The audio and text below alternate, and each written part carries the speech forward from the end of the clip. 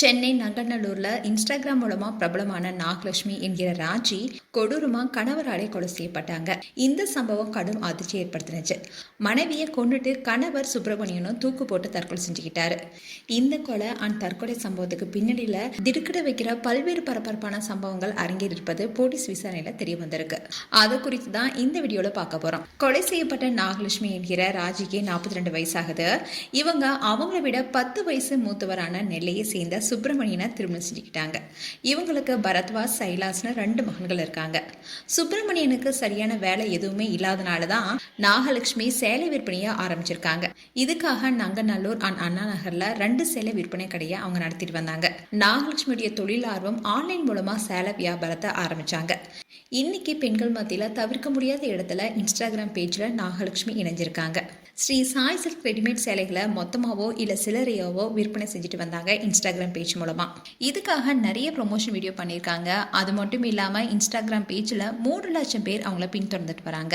இதன் மூலமா சேலை விற்பனையில நாகலட்சுமிக்கு நல்ல வருவாய் கிடைச்சிருக்கு. இதை வச்சு 2 மகன்களுமே அவங்க நல்லா படிக்க வச்சிருக்காங்க. மூத்த மகன் பரத்வாஜோ ரஷ்யால டாக்டருக்கு படிச்சுட்டு வராரு. அதே மாதிரி இளைய மகன் சைலாஷும் சென்னையில இருக்கிற ஒரு மருத்துவக் கல்லூரியில படிச்சுட்டு வராரு. இப்படி இருக்க சூழல்தான் ராஜிய அவருடைய கணவர் சுப்பிரமணியன் கொடூரமா கொலை செஞ்சுட்டு அவரும் தற்கொலை செஞ்சிருக்காரு. இதுக்கான காரணம் என்ன என்பது போலீசார் நடத்திய விசாரணையில தெரிய வந்திருக்கு. அதாவது வேலை எதுவுமே இல்லாம சுற்றி திரிஞ்சிருக்காரு சுப்பிரமணியன். தன்னை விட மனைவி அதிகமா பணம் சம்பாதிக்கிறாளேன்னு ஏக்கத்துல தாழ்வு மனப்பான்மையுடனே வாழ்ந்திருக்காரு. அதே நேரத்துல மனைவி இன்ஸ்டாகிராம்ல வீடியோ போடுறது அவருக்கு விருப்பம் இல்ல. அப்படி இருந்தாலும் கணவருக்காக ராஜி ஹோட்டல் வச்சு கொடுத்திருக்காங்க.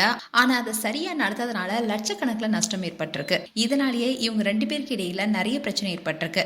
கடந்த 1.5 வருஷத்துக்கு முன்னாடி நங்கநல்லூர்ல இருக்கிற சுப்பிரமணியன் மதுரைக்கு போயிட்டாரு.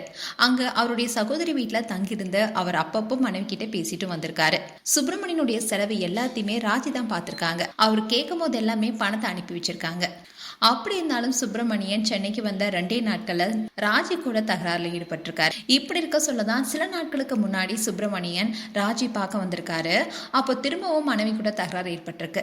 இப்படி இருக்க சொல்லதான் மீண்டும் மதுரைக்கே போயிடுங்கன்னு மனைவி சொல்லியிருக்காங்க. ஆனா இந்த முறை மதுரைக்கு திரும்பி செல்லாம மனைவியை கொண்டுட்டு தான் போகணும்னு சைக்கோத்தனமான முடிவுக்கு சுப்பிரமணியன் வந்திருக்காரு. இதை தொடர்ந்துதான் திங்கட்கிழமை மனைவியுடன் தகராறுல ஈடுபட்ட சுப்பிரமணியன் வீட்டை விட்டு வெளியில போய் அறிவல் ஒண்ண வாங்கிட்டு வந்து ராஜிய சரமாரியா வெட்டி கொண்டுட்டு தானும் தற்கொலை செஞ்சிருக்காரு. இந்த சம்பவம் தொடர்பா ஆதம்பாக்கம் போலீசார் வழக்கு பதிவு செஞ்சு விசாரணை நடத்திட்டு வராங்க. அதே நேரத்துல ராஜி உறவினர்களும் கண்ணீர்ல மூழ்கி இருக்காங்க. அதோட மூத்த மகனும் சென்னைக்கு விரைந்து வந்திருக்காரு.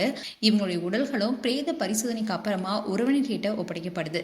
கொலை செய்யறதுக்கு பெரிய அளவுல காரணம் எதுவுமே இல்லாத நிலையில இன்ஸ்டாகிராம் பிரபலமான ராஜி கொலை செய்யப்பட்ட சம்பவம் பலருக்குமே அதிர்ச்சி கொடுத்திருக்கு. அதோட பல பிரபலங்களும் இவங்களுக்கு இரங்கல் தெரிவிச்சுட்டு வராங்க. மேலும் உங்களுடைய கருத்துக்களை கமெண்ட் செக்ஷன் சொல்லுங்க. இது போன்ற வீடியோஸை பார்க்க நியூஸ் தமிழ் கிட்ஸ் சேனலை சப்ஸ்கிரைப் பண்ணுங்க. மறக்காம நோட்டிபிகேஷன் பட்டனை கிளிக் பண்ணுங்க.